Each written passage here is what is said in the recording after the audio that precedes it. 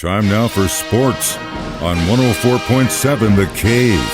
Here's Ned Reynolds. Mike, the intern, Ned Reynolds in the studio. It's Tuesday, and the Chiefs are in St. Joseph, Missouri. 2 days of training camp under the belt. Any determinations from you? Have you seen anything that's blown you out of the water so far, sir? Nothing blown out of the water, but the Chiefs are pretty good. Let's face it. They're a very fine football team, probably, arguably, the best team in the NFL.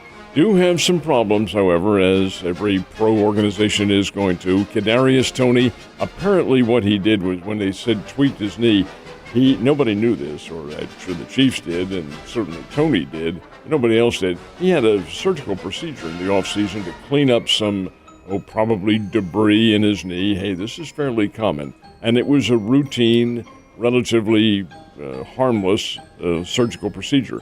But what he did was apparently he tweaked the incision somehow, and hey, I've done that myself. I know how that can hurt. So I don't think it's very serious. He should be all right. Anyway, Toney probably will sit out until, maybe late in the training camp, somewhere along that line. Now, as far as Chris Jones is concerned, he still is a no-show, and I think it probably has Andy Reid a little bit miffed, but it is the start of training camp. The Chiefs don't have their first exhibition game until August the 13th. My gosh, that's 2 weeks away, and then there are two more after that. And there's a long time for all of this to get resolved and for Jones to show up in camp, so it's not a critical problem. No, and I'm sure they'll come to an agreement eventually. It's all posturing, as they do in the league. It is a business. Now, as you mentioned, the Chiefs' first preseason game is on the 13th, which, again, is 2 weeks away from this weekend. Thank God. But there's actually a game before that to kick off the preseason, if you will. And it is not this Saturday. It is the following Saturday, August the 5th. Oh, we're in August almost. What on earth? Week away, baby. I know. What happened to time? Anyway, that first preseason game will be Saturday, August 5th. And it is the New York Jets and the Cleveland Browns. That's the Hall of Fame game.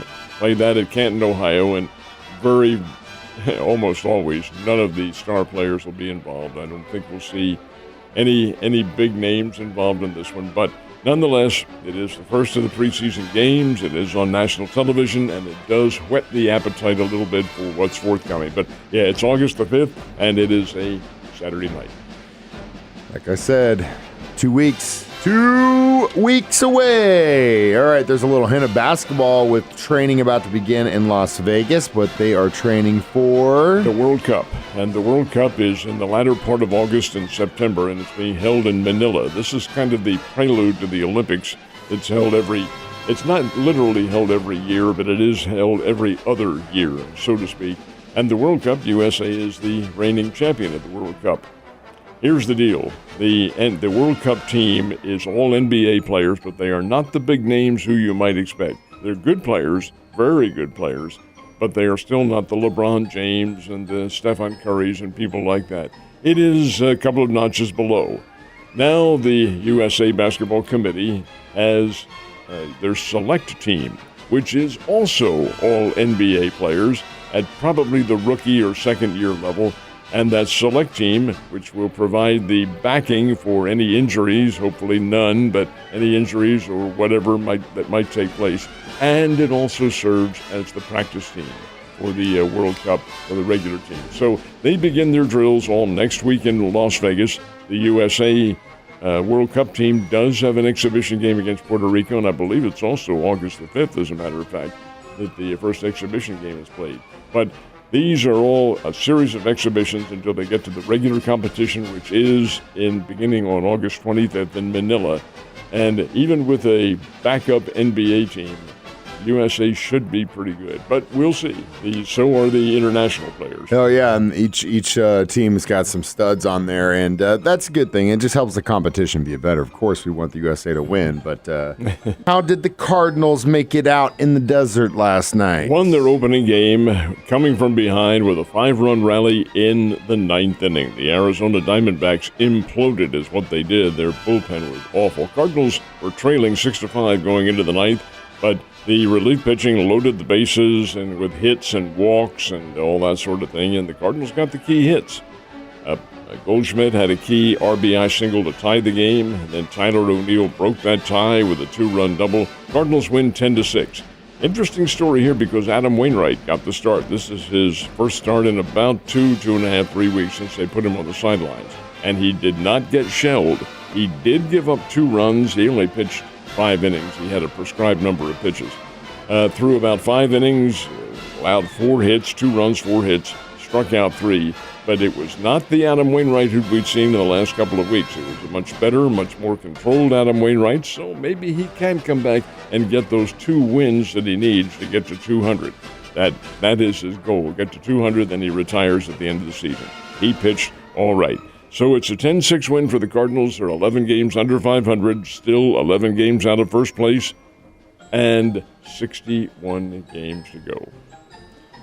It's good to see Waino had a lot better day in the desert yesterday than I was kind of thinking he was going to. So that's good. That is a good thing, and good momentum. How'd the Royals do in Cleveland? They won. Kansas City gets a 5-3 win over the Cleveland Guardians, and the key point here is Salvador Perez. The old pro catcher hit his 200th career home run. That's a big deal. And the Royals played well. Kansas City plays well. They just don't have the component parts to be a consistent contender yet. I do think they're going to in the coming years. They've got to get better, and I think they will. And Kansas City gets a nice win, 5-3 over the Cleveland Guardians in Cleveland. Love to see it for Kansas City. Last but not least, kind of getting a feeling that there's a little bit of a changing of the guard when it comes to Major League Baseball and some of the, of course, you got the top teams that are usually there, at least the 3 or 4, but there are some new blood in there, don't you think? And that is where the key comes in. Yes, the Atlanta Braves are number 1, and there's no arguing that. They're the best team in baseball, without question. I know that's an arguable point with a lot of folks, but Atlanta is really, really good, and they're the number 1 ranked team. Number 2 is the Baltimore Orioles. Here's a team that's been struggling for the past couple of decades. They've had over 100 losses at several times during this streak of really misery for the O's. But the fact is they are the number 2 ranked team. Won last night, beat the Philadelphia Phillies in Philly. So this is real good. Baltimore looks like the real deal. Number 3, the Tampa Bay Rays, who have slipped a little bit, but they're still very, very good. How about the Cardinals and Royals? Where are they? The 30 Major League teams, the Cardinals are ranked 24th, unheard of, and the Royals are ranked 29th. Well, we've got to get some better days for the Show Me State teams. We'll see if they aren't forthcoming. Hey, we were able to talk about 2 wins this morning, and that is a good thing. Ned, you have a wonderful Tuesday, and I will see you tomorrow.